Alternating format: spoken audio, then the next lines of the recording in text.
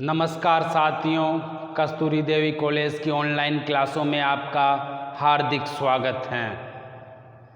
देखिए, हम बात कर रहे थे बीए थर्ड ईयर का जो फर्स्ट पेपर है उसके संदर्भ में राजनीति विज्ञान में बीए थर्ड ईयर का जो फर्स्ट पेपर है प्रमुख विचारकों में हम विश्व के प्रमुख विचारक पढ़ रहे हैं, वेस्टर्न विचारक पढ़ रहे हैं। तो उन्हीं के संदर्भ में हम बात करते हैं मिल के संदर्भ में। इससे पूर्व हम बेंथम के बारे में, प्लेटो, अरस्तु, इसके अलावा हमने होब्स, लॉक, रूसो, समझौतावादी, इनके बारे में भी विस्तृत अध्ययन किया। इनके अलावा हम बात करें आज हम पढ़ेंगे मिल के संदर्भ में। किसके संदर्भ में? मिल के संदर्भ में। देखिए, मिल की जो पिछली कक्षा थी उसमें हम मिल के जीवन के बारे में पढ़ चुके हैं। इनकी प्रमुख पुस्तकों के बारे में, किस पुस्तक में क्या दे रखा है, उसके बारे में भी हम पिछली कक्षा में अध्ययन कर चुके हैं। बेंथम का जो उपयोगितावाद सिद्धांत था, जिसके समर्थक मिल हैं, मिल ने जो संशोधन किया बेंथम के उपयोगितावाद सिद्धांत में, उसके संदर्भ में भी हम पिछली कक्षा में पढ़ चुके हैं। तो अगर आपको मिल के संदर्भ में और भी जानकारी चाहिए, मिल की जीवनी के बारे में या पुस्तकों के बारे में, या बेंथम का जो उपयोगितावाद था उसमें सुधार और परिवर्तन के बारे में, तो उन सभी जानकारी के लिए आप हमारा जो फर्स्ट वीडियो आया है मिल के संदर्भ में, उसमें आप वो जानकारी प्राप्त कर सकते हैं। देखिए, मिल के बारे में हम बात करते हैं कि मिल ने स्वतंत्रता संबंधी विचार किस प्रकार थे। मिल के स्वतंत्रता संबंधी विचार कैसे थे, उन्होंने क्या क्या परिभाषाएं दी, उनका कौन सी पुस्तक में उल्लेख किया गया स्वतंत्रता का, उन सभी के बारे में हम बात करेंगे कि आज मिल ने क्या क्या किया। देखिए, जॉन स्टुअर्ट मिल, J.S. मिल भी बोलते हैं इन्हें शॉर्ट में। तो J.S. मिल के बारे में हम बात करें तो उन्होंने स्वतंत्रता से संबंधी विचार उनकी एक पुस्तक थी ऑन लिबर्टी, स्वतंत्रता से संबंधी। ऑन लिबर्टी पुस्तक 1859 में लिखी गई थी, प्रकाशित हुई थी। उस पुस्तक में J.S. मिल के स्वतंत्रता संबंधी विचार आपको देखने को मिलेंगे। देखिए, मिल स्वतंत्रता को बहुत महत्वपूर्ण मानता था, जबकि बेंथम स्वतंत्रता को इतना महत्व नहीं देता था। दोनों ही उपयोगितावाद हैं, क्योंकि बेंथम तो क्या है, उपयोगितावाद का जनक है, और मिल क्या है, मिल उपयोगितावाद का समर्थक है। इसी वजह से उन्होंने बेंथम के जो उपयोगितावाद का सिद्धांत था उसमें सुधार किया। उसी सुधार में एक स्वतंत्रता संबंधी भी विचारों में सुधार देखने को मिलता है। जो इनके स्वतंत्रता संबंधी विचार हैं वह ऑन लिबर्टी जो इनकी पुस्तक है उसमें देखने को, उनके विचारों के बारे में हमें पता चलता है। देखिए, मिल ने स्वतंत्रता के लिए कहा कि स्वतंत्रता क्या होती है, स्वतंत्रता है क्या, और स्वतंत्रता आवश्यक क्यों है, इन सभी के बारे में ऑन लिबर्टी में विस्तार से वर्णन किया। देखिए, इन्होंने ऑन लिबर्टी को अगर हम पढ़ेंगे, इनकी पुस्तक या इनके बारे में हम पढ़ेंगे, तो हमें देखने को मिलेगा कि इन्होंने दो आधार पे स्वतंत्रता की परिभाषा दी। जब हम इनके विचारों को पढ़ेंगे स्वतंत्रता संबंधी, तो हमें इनके विचारों में से इनकी दो परिभाषाएं मिलती है कि वो स्वतंत्रता को क्या समझते हैं, स्वतंत्रता क्या है।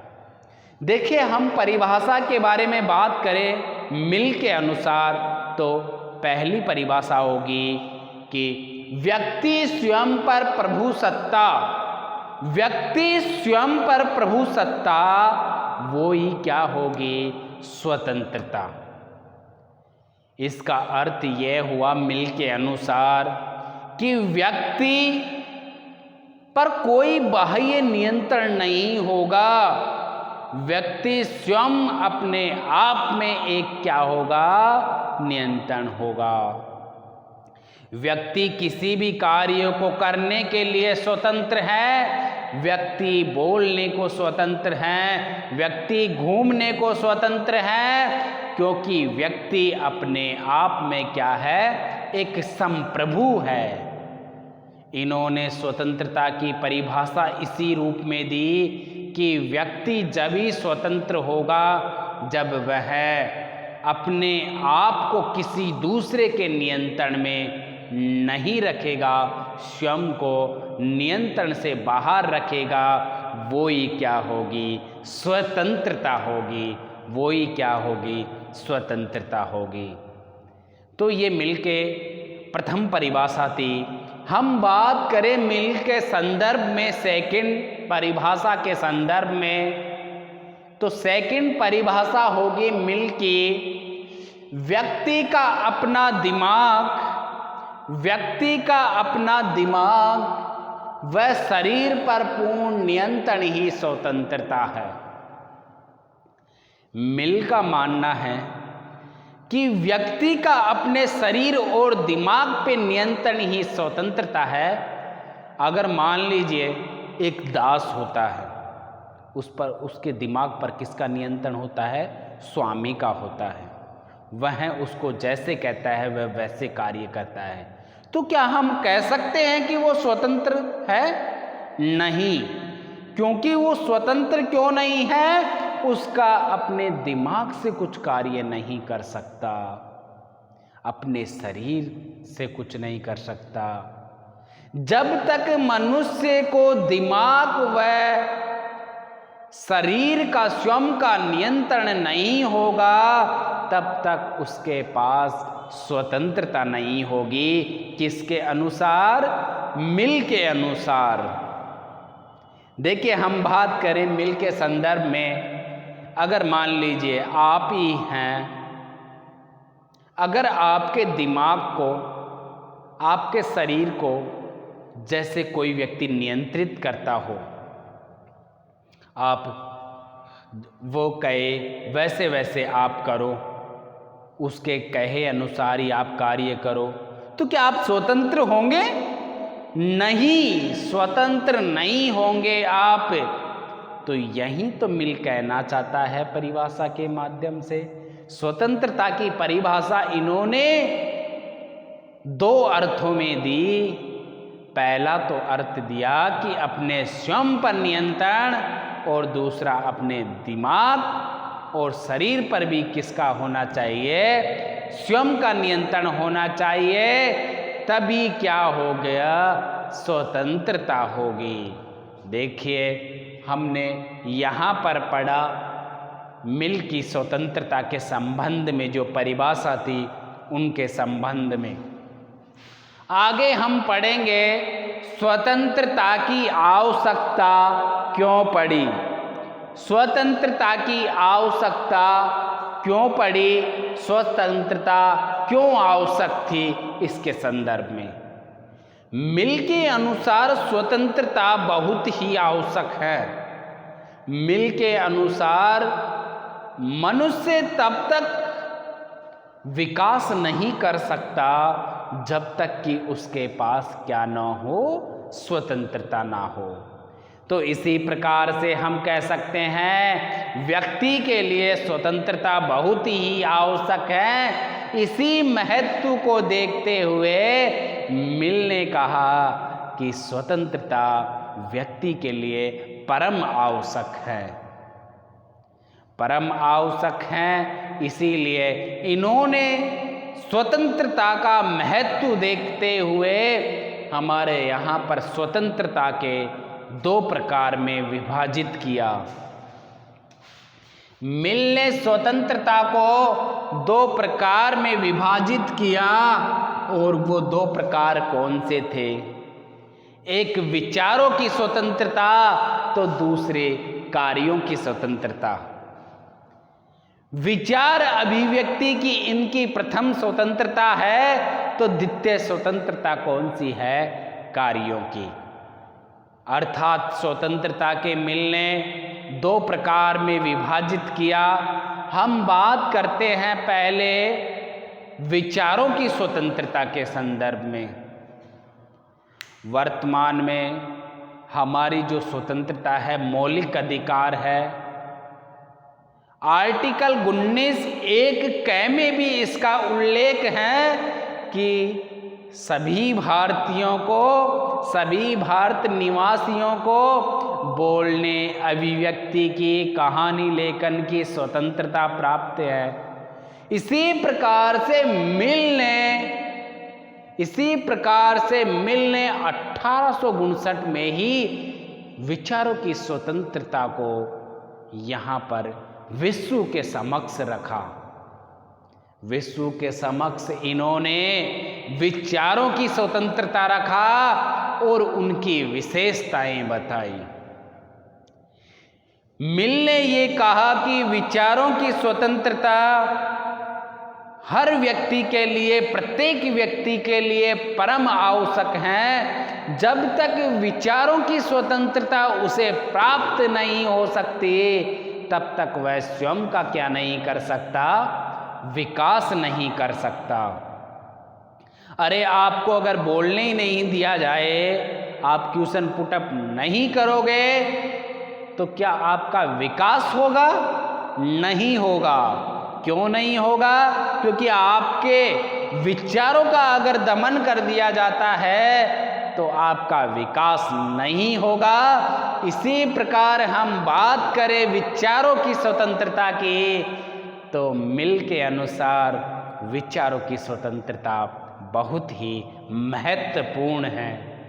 देखिए, हम बात करें विशेषताओं के संदर्भ में कि विचारों की जो स्वतंत्रता है उसकी प्रथम विशेषता क्या है? सत्य का दमन का भय। देखिए, विचारों की स्वतंत्रता क्यों परम आवश्यक है? इसीलिए परम आवश्यक है, आपने सुना होगा, पढ़ा होगा सुकरात के बारे में, जो कि प्लेटो के गुरु थे। सुकरात को सत्य बोलने के कारण ही विष पीना पड़ा था। इसी वजह से मिल कहता है कि सत्य का दमन ना हो, सत्य का दमन ना हो, इसीलिए क्या है, विचारों की स्वतंत्रता दी जाए। मिल के अनुसार सत्य का दमन को रोकने के लिए क्या किया गया है? विचारों की स्वतंत्रता प्रदान की जाए। देखिए, वर्तमान समय के संदर्भ में हम देखें, इससे तुलनात्मक, अगर हमें मान लीजिए कोई भी कार्यपालिका या नेता कोई गलत कार्य करे और हमें अभिव्यक्ति के माध्यम से उसकी आलोचना, सत्य बोलने का अधिकार ना हो, तो क्या होगा? अरे, अभिव्यक्ति का अपना मौलिक अधिकार नहीं होगा तो क्या होगा? अपनी स्वतंत्रता का दमन होगा। हम बोल नहीं पाएंगे, सत्य का दमन हो जाएगा, सत्य बात छिप जाएगी। इसी वजह से तो मिल ने कहा कि सत्य का दमन कब नहीं हो सकता? जब विचारों की स्वतंत्रता हो। इसलिए विचारों की स्वतंत्रता के लिए आवश्यक है विचारों की स्वतंत्रता के लिए आवश्यक है, यानी सत्य के दमन के लिए आवश्यक है विचारों की स्वतंत्रता। इसी प्रकार से हम विचारों की स्वतंत्रता के संदर्भ में ही आगे बात करते हैं दूसरी विशेषता के संदर्भ में। देखिए, दूसरी विशेषता है कि सत्य के विभिन्न पहलू होते हैं। सत्य के क्या होते हैं? विभिन्न पहलू होते हैं। क्योंकि सत्य के विभिन्न पहलू किस प्रकार होते हैं? समाज में, संसार में अनेक प्रकार के व्यक्ति होते हैं। कुछ व्यक्ति सनकी होते हैं तो कुछ व्यक्ति बिल्कुल साधारण स्वभाव के। लेकिन यहाँ पर सत्य के विभिन्न पहलू इस प्रकार होते हैं कि कभी कभी जो सनकी व्यक्ति होता है उसके विचारों से भी समाज को क्या मिलता है? फायदा मिलता है। तो इस प्रकार से हम कह सकते हैं कि सभी प्रकार के व्यक्तियों को स्वतंत्रता प्राप्त हो विचारों की, तो वह अपने विचार प्रकट करे। तो सत्य के इसी प्रकार से विभिन्न पहलू होते हैं और सनकी व्यक्ति के विचारों से भी समाज को क्या मिलता है? फायदा मिलता है। देखिए, इसी प्रकार से हम बात करें तीसरी और मोस्ट इम्पोर्टेंट विशेषता के संदर्भ में विचारों की अभिव्यक्ति, विचारों की स्वतंत्रता के संदर्भ में J.S. मिल के विचार। उन्होंने कहा, वादे वादे जयते तत्वबोधा। इसका अर्थ हुआ कि आप जितने अधिक वाद विवाद करोगे तभी तो क्या होगी? सत्य की खोज होगी। कभी आप नहीं देखते, किसी भी समस्या को लेकर के हमें पता चलता है परिवार में ये चीज़, ये नुकसान हो गया, ठीक है नुकसान हो गया, पता नहीं चल पाता किसने नुकसान किया। जब वाद विवाद होता है, मतलब पूछा जाता है, सबसे इंक्वायरी की जाती है कि किसने किया, सब मना कर देते हैं। लेकिन जब उनसे वाद विवाद किया जाता है कि आप तब कहाँ थे, कैसे थे, तब वहाँ से सत्य निकल के आती है कि यह किसने किया। इसी प्रकार से हम कहते हैं, वादे वादे जायते तत्वबोधा, अर्थात वाद विवाद से भी सत्य की खोज होती है। इसीलिए तो मिल ने कहा कि विचारों की स्वतंत्रता अति आवश्यक है, क्योंकि वाद विवाद से भी किसकी खोज होती है? स्वतंत्रता की खोज होती है, यानी कि सत्य की खोज होती है। देखिए, हम बात करें अगली विशेषता के संदर्भ में, तो अगली विशेषता क्या होगी? समाज के उत्थान के लिए परम आवश्यक होती है क्या? समाज के उत्थान के लिए परम आवश्यक होती है विचारों की स्वतंत्रता। किसकी स्वतंत्रता? विचारों की स्वतंत्रता। क्योंकि मान लीजिए, विचारों की स्वतंत्रता से किसका विकास होता है? मनुष्य का, व्यक्ति का विकास होता है। अरे, अगर विचारों की स्वतंत्रता व्यक्ति को देंगे ही नहीं तो क्या समाज का विकास होगा? नहीं, क्योंकि व्यक्तियों के समूह से ही किसका निर्माण होता है? एक समाज का निर्माण होता है। समाज का उत्थान कब होगा? जब व्यक्ति को विचारों की स्वतंत्रता प्राप्त होगी, विचार अभिव्यक्ति की स्वतंत्रता प्राप्त होगी, तभी क्या होगा? समाज का उत्थान होगा।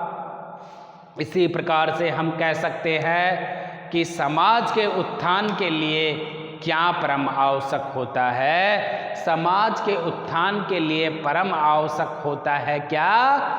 विचारों की स्वतंत्रता। किसकी स्वतंत्रता? विचारों की स्वतंत्रता।